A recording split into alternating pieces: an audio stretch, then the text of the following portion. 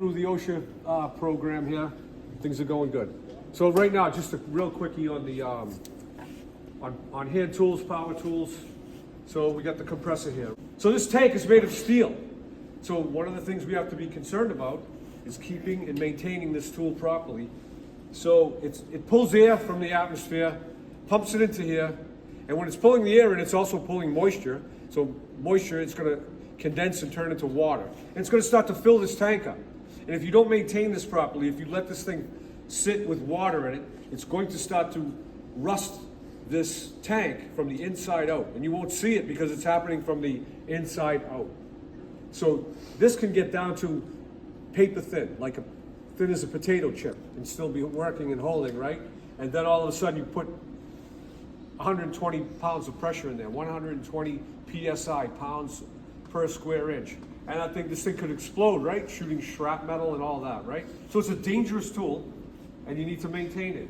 All right, on-off switch. This dial adjusts the output of the air. So this is set to 120.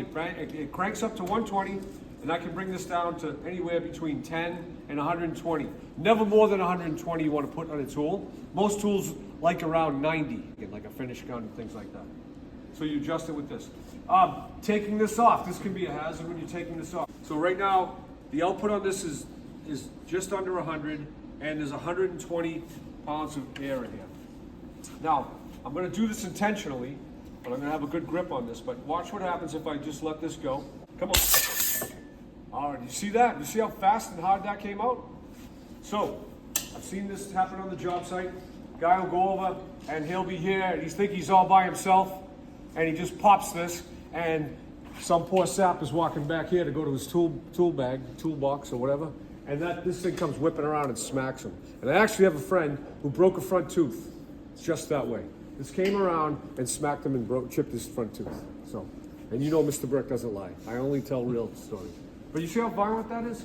So, the way to avoid that, so I'm going to push this back in. What I like about this new coupling that's on here is I don't have to pull on the sleeve and pop this in. I can just push this in. So, push this in.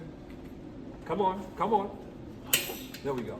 And that was hard because the air was pushing out, right? Much easier if the tank is empty. So, we are in the off position. Get back to the moisture. There's a valve on the bottom here. Little brass valve.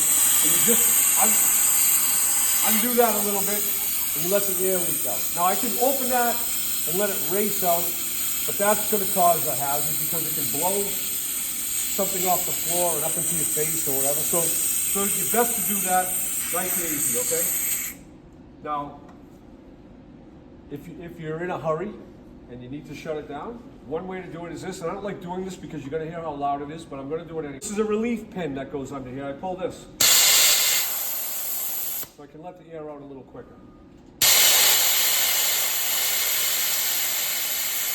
So, let the air out, open the valve, and it's going to let that moisture out. Then you leave the valve open so it can dry overnight. And that will keep this thing nice for a long, long time. Protect this from getting rusty, okay? Good.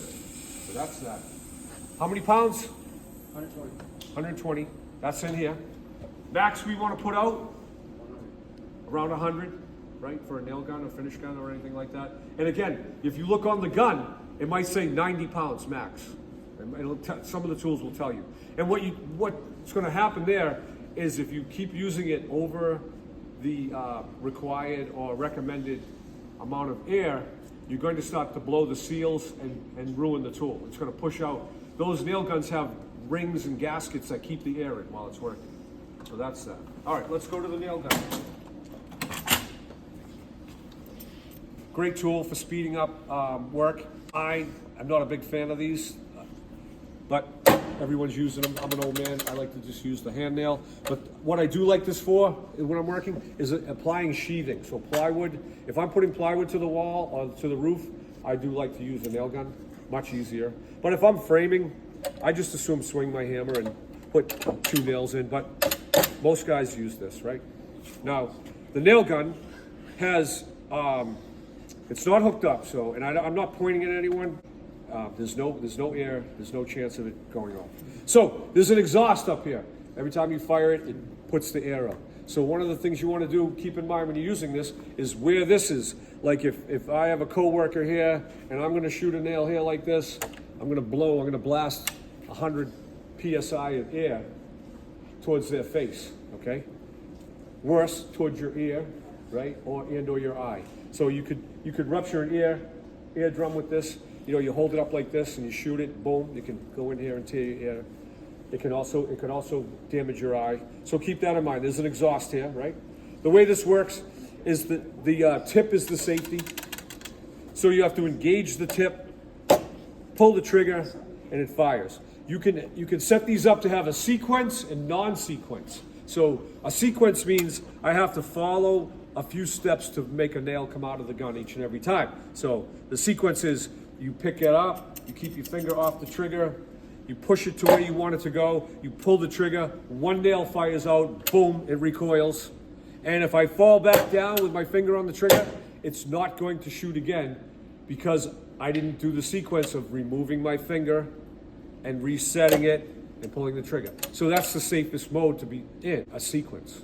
The non-sequence is that I can hold my finger on the trigger, now it's ready to go. And you'll see guys on the internet, you know, all these little videos where they're, you know, shooting away roofing or framing. I can hold the trigger, and anytime I bump it, a nail's coming out.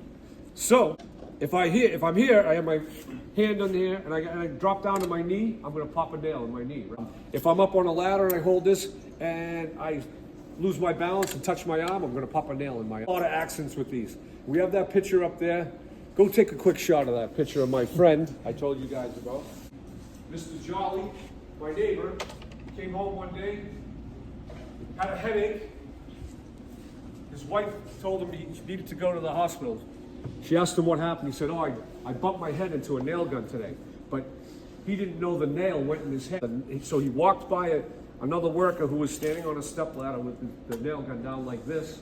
And my friend did not have his hard hat on, and he went by the guy on the stepladder, and he bumped into the tip, and the guy had his finger on the trigger, and pop, he popped that nail in it. I think it's an 8-penny nail, 2.5 inches long. Pop, and he had a cut, and he thought, oh man, I'm lucky, the thing grazed me. That's what he thought. And by the time he got home, he had a really bad headache, and his wife made him go to the hospital, and they took an x-ray, and they found that the guy had a nail in his head, an 8-penny nail in his head. Lucky, very lucky. And I think I may have already told you this, but when we do ladder training, but a friend of mine, I was on a job, came down the ladder, and he bent his knee like this, and he's coming down, and he popped it. It popped here, and it was a 16-penny nail through his knee. He couldn't straighten his knee out. We had to get him off the ladder. So, again, cool tool, got to be safe. Always wear eyewear. You should always have a hard hat on. And if you're in the vicinity of a nail gun, you should also be mindful, and you want to have your eyewear and hard hat on. Now, also, these are heavy, right? These are heavy tools.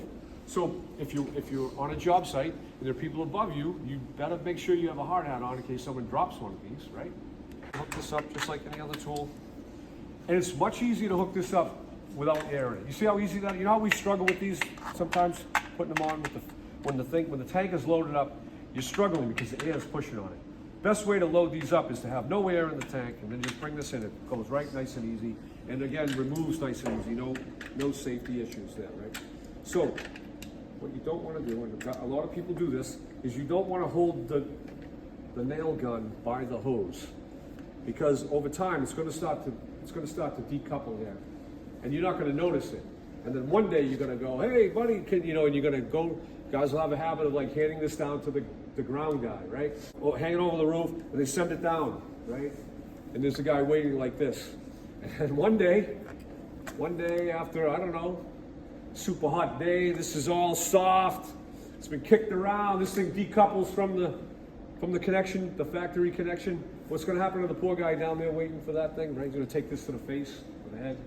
So you shouldn't drop it pick it up or drop it by the hose. Anytime you're not using it, you should disconnect it and put it down. Don't leave it connected in place somewhere. It's just a matter of safety. Someone's not gonna, you don't want someone who walked by who doesn't know what to do with this and pick it up and Oh, unloaded nail gun. This will be fun, right? Fire it off. Especially in residential construction when you're working as a remodeler. You've got little kids who could come into the scene. You have no idea. You could be framing an addition on a house and you leave your nail gun down on the lawn, and little Johnny Applesauce from across the street who likes to touch everything comes over and picks it up and starts playing with it, right? So you want to be very mindful of that in residential construction. In the morning when you turn this on, this is when you have your coffee.